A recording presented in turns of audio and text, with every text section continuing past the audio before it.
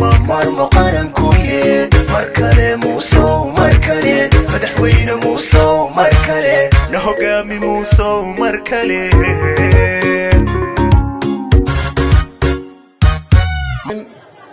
marka hore waxaan aad iyo aad ugu mahadnaqayaa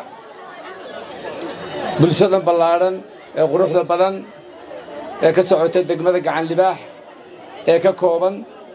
dalladaha iyo ururada haweenka ee ka jira degmadaasi waxaan si gaar ah ugu faraxsanahay shucuurta iyo niyad wanaagga iyo taageerada iyo farxadda aad caawa muujiseen runtii waxay ahayd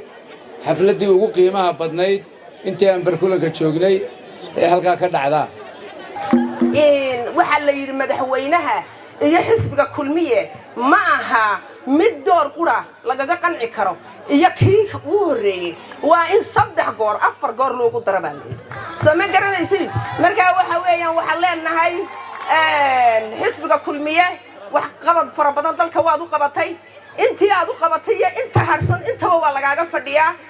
xafladu caawa waxay u bilan tahay haweenka degmada Gacan Libaax waxaan aad ugu farxay inaan arko haweenkii qaranka gaar ahaan haweenkii degmada Gacan Libaax oo halkan caawa sida sharafta leh qiimaha la iskaga soo buuxdaafiyay haweenku sidaynu la socono waa lafdhabarta xisbiyada ugu dhaadana u soo dhaweynaynaa musharaxeenu waa madaxweyne Muuse Biixi Cabdi musharax ku-xigeenkeena waxa weeye Maxamuud Sacad Saajin labadaba waxa ka go'an doorkii ay haweenku lahaayeen inay gaarsiiyaan baa ka go'an sidaynu la socono haweenku xukuumadda imika aynu joogno door aad iyo aad u muhiim ah ay ku leeyihiin xisbiga haddaynu soo qaadanno haweenku mansabyada qaran iyo mansabyada goboleed iyo mansabyada ilaa heer degmo haweenku way joogaan marka laga hadlayo hogaamiyaasha geeska Afrika mudane Muuse Biixi Cabdi waxa uu kamid yahay hogaamiyaasha ugu caansan maanta ama ugu wanaagsan buu kamid yahay marka dhamaantii waxaan idin leenahay madaxweynaha Jamhuuriyadda Soomaaliland maanta waxa xaq ah in la garab istaago horta maanta waxaynu tartamaynaa waa Faysal cirra bari hor u dhacay taa horta ku abshiraysta waayo maalintu dhacay maad garanaysiin waa maalintu Jamhuuriyadda Soomaaliland inay qarannimadani waarta afkiisa uu ka soo saari waayay